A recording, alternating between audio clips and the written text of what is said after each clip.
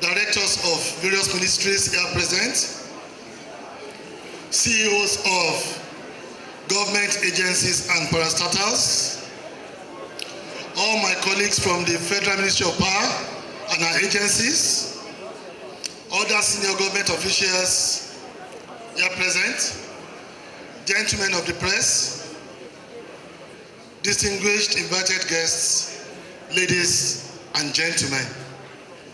I say good afternoon to you all. I know time is spent already, and we are close to having Jumat service. So I would like to go straight to the point on our achievements at the Ministry of Power. I just don't know, on the lighter mode, if the decision to fix power at this time close to Jumat service is another sabotage on the part of these organizers. But we'll try as much as possible to make use of the little available time. We'll need to start from the mandate of our ministry, which I believe everybody needs to understand for us to be able to do a fair and comprehensive assessment of the Ministry of Power. Our mandate at the Ministry of Power is to engender national development by developing and implementing policies to achieve and sustain adequate and reliable power supply for the nation, and to generally coordinate the activities of the private and public sector operators of the electricity industry. So beyond policy formulation and implementation, we provide general oversight to ensure that industry is able to deliver on its mandate.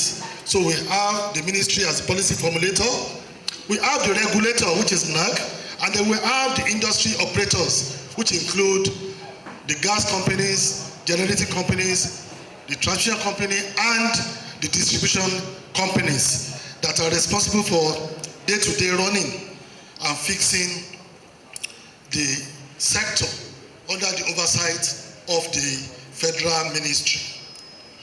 We all know the state of the sector that we inherited on resumption of this administration. I will not bore you with the details of that, but we know that the sector was in highly degenerated condition before this administration came in. And the renewed hope agenda of Mr. President Bola Ahmed Tinubu, provided the impetus for a complete change in the power sector landscape in Nigeria. Of importance to this agenda is the ability of Nigeria to leverage and harness the power sector to achieve economic growth and industrialization, to power industries, to facilitate manufacturing processes, and drive general economic development. Its impact on rural development can also not be underestimated. Extending electricity access to rural areas to stimulate economic growth, to improve living conditions of our people, and reduce poverty. It has a lot to do with improvement in our health institutions, as without energy, effective operation of the health institutions is not possible, as well as our educational institutions. Generally, national economic growth depends on stability of electricity. We can only be scratching the surface if we don't achieve this in our power sector. And the only way that we can realize the potential of human resources and natural resources that we have in abundance in this country is through stability in our electricity, and also to improve the quality of lives of our people. There are 8 priorities of Mr. President, of which power plays major roles, and a number of targets have been set for the Ministry of Power to support Mr. President in achieving these 8 priorities. I will not bore you with the details because of time, but they are all things that we are conversant with in terms of developing the policy, in terms of enabling legislation, in terms of infrastructure, in terms of investment, in terms of liquidity control, in terms of improving our generation, stabilizing our transmission, and making our distribution to be more efficient and effective. All those are listed in those targets set for the Power Ministry. To put these presentation in perspectives and to go straight to the points, I have basically 9 areas under which we're going to measure and assess the performance of the Ministry of Power and our agencies. They are basically the enabling legislation. What have we achieved in this area, which is the legal platform upon which you can build any reform or transformation. Then policy and regulatory reform. What have we achieved? Liquidity squeeze and the debt overhang that we have in the sector. What steps have we taken to resolve this? Infrastructure, state of our infrastructure. How have we been able to revamp this, upgrade or enhance for a more stable power supply? What's our effort in generation? What have we achieved to date? In transmission, how far have we stabilized the transmission grid? How far have we expanded the transmission network? Then distribution, how have we turned it around from the docile sub-segment that it was to a more active, a more responsive, and a more reliable segment of the power sector value chain. Then in energy transition, this is not transmission. What is our effort in ensuring that we achieve a smooth and seamless energy transition to low carbon environment? Then lastly, the investments. On the legislation and policy, I think Mr. President deserves a round of applause in this area. Because unlike the past administration that have shied away from giving this sector the enabling legislation that is conducive for reform and transformation, within 1 month of Mr. President's resumption, he signed into law what we called Electricity Act of 2023. Why is this special? Why is it a milestone achievement? In the past, we all knew one ECN, Electricity Company of Nigeria, we knew one NEPA, we knew one PHCN, and then we started the unbundling.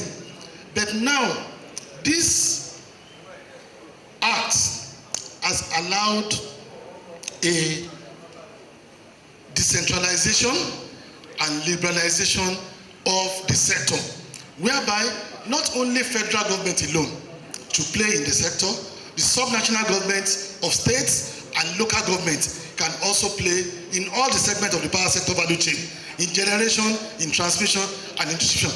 This is taking power to the grassroots. Please, let's clap for Mr. President. So in June 2023, his administration signed the 2023 Electricity Act into law to reform the electricity sector and promote competition in NESI, and marking a significant milestone in Nigeria's electricity sector by providing the new law which focuses on enhancing the regulation and management of the electricity value chain with the active involvement of the subnational government. Today, it is not just paying lip service to this. It's not just signing paper alone. We have actioned it. It shows the sincerity and determination and commitment of this administration to transform the power sector. 3 states already have their regulatory autonomy: Enugu, Ekiti, and Ondo State. So we mean business. Thank you very much. And this regulatory reform this regulatory platform is for the proposed reforms and market direction. The next, after having the legal platform to build transformation, the next is policy and regulatory platform. So the Act requires us to put in place or to start within 1 year of signing into law a national integrated electricity policy and strategic implementation plan to provide a comprehensive framework for the nation's electricity sector, which signifies a concerted effort towards addressing long-standing challenges and charting a sustainable path forward in our industry. There are a number of issues and challenges that must be addressed. And without a proper policy, without proper regulatory framework, you cannot resolve these issues. These issues include capacity issues across the value chain. What's the level of human capacity across generation, transmission, and distribution?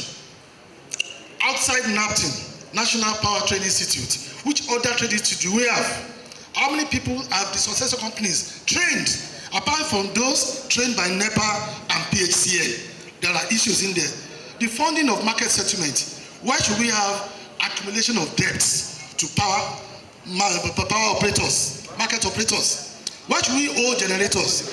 Why should we owe the transmission company if we expect a seamless and effective power sector operation, asset delineation? We are talking about giving the autonomy to the state now. How do we determine assets that belong to each of the states, especially when you have overlapping assets across the states? These are issues that policy needs to reform. Possibility of overlaps with the National Electricity Regulatory Commission by the states, which is why we said we cannot stop the implementation of this law. It's a law already, but we can be cautious in its implementation by using some states and learning from how they implemented before granting other states. So we are ready to fully implement this aspect of the law. Engagement on the proposed laws by the states. These laws by the states, how would they overlap with the national laws? If they overlap, how do we settle it? There must be a policy around this. Then, consumer rights protection. When we have a centralized market, we have issues in consumer rights protection. How much more when it gets to states? There must be policies to guarantee protection of consumer rights, because they are actually the ultimate target. Then, education and advocacy. How do we do this going forward? So, to make sure we put this policy in perspective, a ministerial retreat on these policies was held 12 to 14 December 2023, where we consulted and engaged all relevant and critical stakeholders at the first stage. Second stage, between 15th and 17th of April 2024, we had an online virtual policy discussions with all stakeholders, whereby they brought all relevant issues to the fore for us to discuss. Then, lastly, just last week, 16 and 17 May 2024, we all gathered, all the stakeholders in the power sector, from both the supply and the demand side. We gathered at the 8th Africa Energy Marketplace Policy Dialogue for the National Integrated Electricity Policy and Strategic Implementation Plan, which we hope to finalize and put together and submit to the Federal Executive Council for approval by end of September 2024.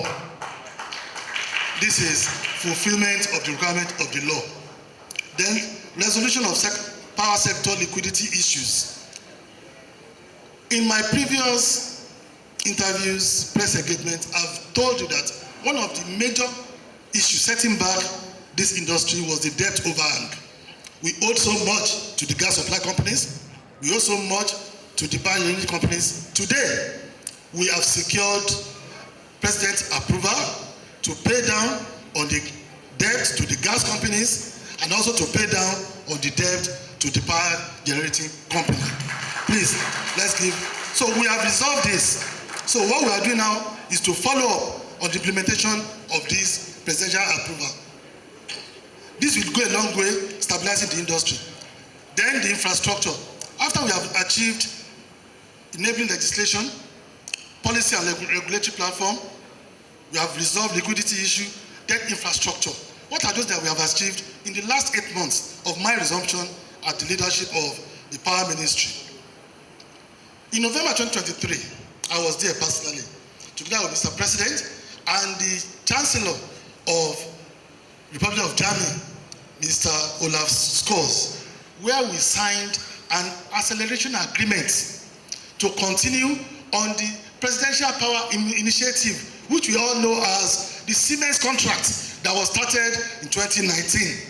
And we have almost completed the pilot stage of this. What has this done to us? The pilot stage has added additional evacuation capacity of 280 megawatts, an additional 183 megawatts to be commissioned by the end of June 2024. I think Mr. President needs to be applauded for this.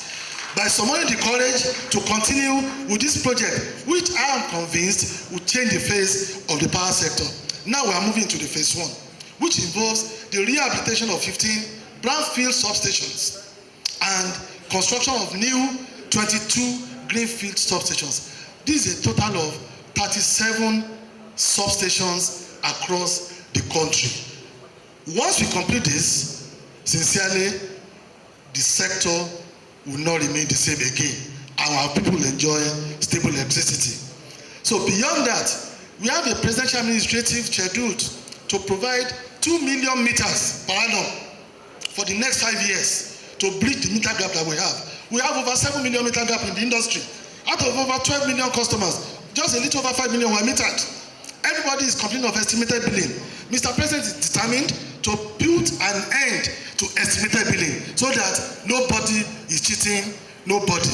So in the next 5 years, 10 million meters will be procured, and we have started doing that. And we just completed the bidding process for 1.5 million meters financed by the World Bank under the DSREP program to improve sector liquidity and reduce estimated billing. Within the next couple of months, this contract will be awarded to the meter providers. Lastly on that, almost 50,000 meters have been procured now and deployed to all military formations nationwide to reduce MDA debts and improve sector liquidity. So, for infrastructure, I believe we have performed beyond expectation, and that is just the beginning. We are still counting. So, when it comes to generation capacity, just give me 5 more minutes, please. I said it's a conspiracy and sabotage against the power ministry. Because we have a lot that we need to talk about at power ministry, but all the same, I will round up soon. Generation capacity.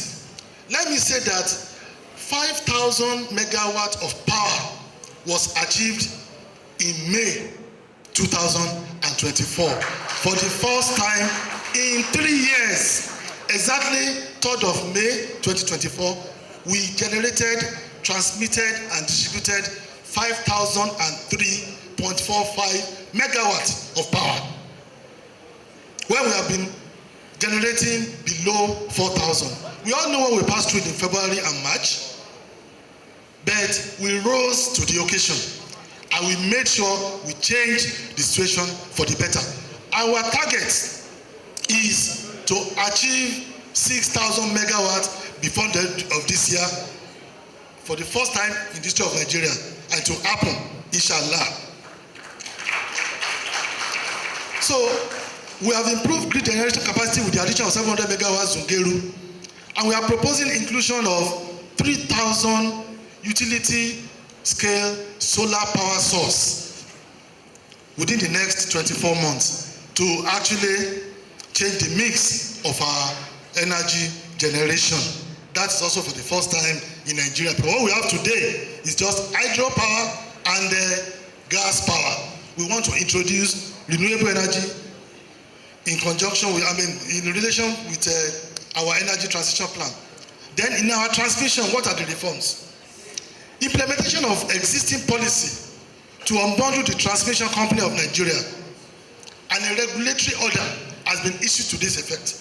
Like I have told you earlier, there are some bold and courageous decisions that need to be taken if we are serious and truthful about reform and transformation. This has been on the plate for the past few years, but no government has been bold enough, has been courageous enough to say, let us do it. Today, we have issued an order, and there is no going back about it. And I'm sure effectiveness and efficiency of our transmission network largely depends on this unbundling into transmission service provider and independent system and market operators. So we have also identified over 100 abandoned uncompleted projects of TCN, which we have started working on.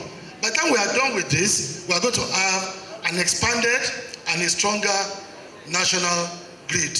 I learned it remains 2 minutes. So in distribution, I don't think we have ever had this better than what we have now. Our discourse are now more responsive, even though we have not reached where we are going. They are more active now. Today, discourse will send you information. There will be power downtime in this period. There's infrastructure problem in this period. We'll resolve and resume power in this period. When did we start having that? Now, they are working up to their responsibilities because of improved regulatory oversight. So, for the first time in the history of Nigeria, we have what is called guaranteed improved service level. It might be for band A today, but no government has ever guaranteed 20 hours of supply, not to even 1% of consumers. But to 50% of consumers, we said, let us start from air. And we have guaranteed service level for band A customers with introduction of cost-reflective tariffs to that band. A key liquidity condition suitable for driving investment. It might look expensive at the moment. I'm optimistic that these prices, these tariffs will go down. We know how much we were buying SIM card when telecoms first came. We knew how much we were buying the telephone sets. But gradually, as we scale up in generation, transmission and distribution, these prices will also come down. So it's a temporary hardship and it will lead to a permanent gain.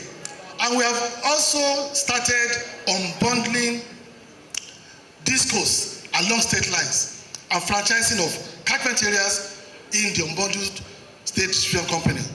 So, improved monitoring and enforcement on the part of NEC has also led to the improved activities of the discourse. Then, second to the last point is energy transition plan. We have a plan as a country to graduate into a low carbon environment, whereby at the end of the day, by the year 2060, we should achieve zero carbon emission. But we have a midterm target of 2030. We target 30,000 megawatts of power by year 2030, out of which 30%, which is 9,000, should come from renewable energy. And we have taken a lot of practical steps to achieve this. The federal government of Nigeria is committed to achieving our energy transition target of net zero emission by 2060. And we believe the fastest way of providing energy access to 95 million people that are currently underserved will be through distributed energy resources. We have various mini and microgrids across Nigeria, almost 600. We have solar home systems to over 3 million people now, and we are still distributing. Then we have street lights. Then what we are looking at is utility scale solar source of energy, whereby we have grid-connected solar sources to improve our energy mix. So we have concluded the $550 million Nigeria electrification plan, which has bridged the energy access deficit by providing electricity to over 1.1 million households, medium-scale enterprises, educational and healthcare facilities in unserved and underserved rural communities. Due to the success of this 550 million NEP, we just got another approval for 750 million facilities from the World Bank, which means we are going to achieve this our target. So within the next 2 months, we will commission 35 megawatts of solar projects developed to power the following educational institutions: University of Abuja, Nigerian Defense Academy, Federal University of Agriculture, Abeokuta. We believe our teaching hospitals, our federal universities can be taken off the grid because of the criticality of the activities to national development. Beyond this, in the next 2 months, we will commission another 35 megawatts of solar projects developed to power another set of educational institutions: University of Abuja, Nigerian Defense Academy, University of Agriculture, Abeokuta, University of Maiduguri, and his teaching hospital, Federal University Gashua, and Michael Okpala, University of Agriculture, Abia State. And the statistics are there. 572 mini and microgrid projects, over 30,646 kilowatts, which is over 3,000 kilowatts. And the pictures of those mini grids and microgrids are also there for the universities and the teaching hospitals. And this will bring stability to power generation and distribution in those institutions. So, the last point I want to make before I leave here, because time is gone already, is have we been able to attract investment into this sector? Yes, we have. Before now, nobody was ready to touch this sector with a long pole because the tariff policy was not inspiring, the debt overhang was too much, nobody wants to bring capital. Even bankers don't want to lend anybody money. But now, that is a thing of the past. And the Federal Ministry of Power, we have launched the Nigeria Power Sector Investment Opportunities and Guidelines 2.0 that highlight some of the opportunities in the sector. We have also attracted $500 million initiative from NSIA, that's Nigeria Sovereign Investment Trust Fund, Sovereign Investment Authority, and the World Bank, $750 million. In conclusion,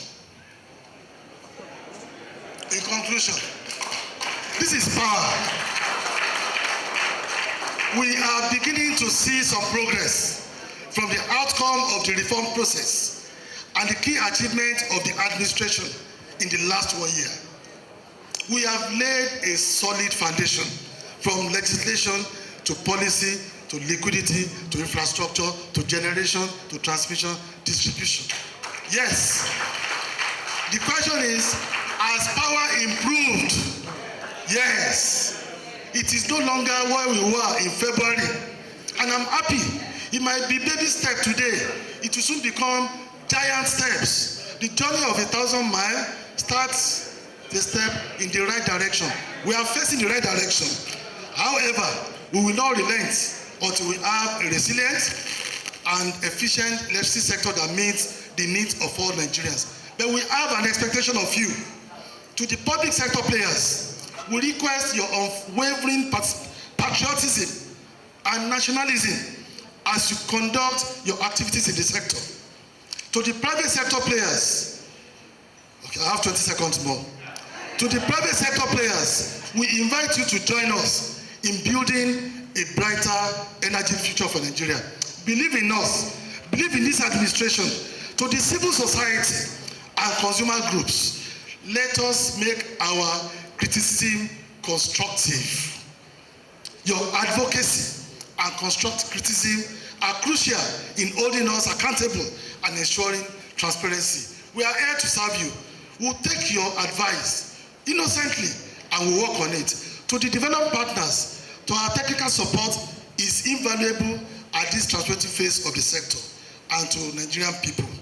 We implore your continued patience, your understanding, your cooperation as we implement these reforms. The road may seem gloomy at the moment and rough right now, but I assure you that there is light at the end of the tunnel where we can all shout, "Up NEPA," once again. Thank you very much. Thank you very much. I believe we can make it louder for the Honorable Minister. Thank you.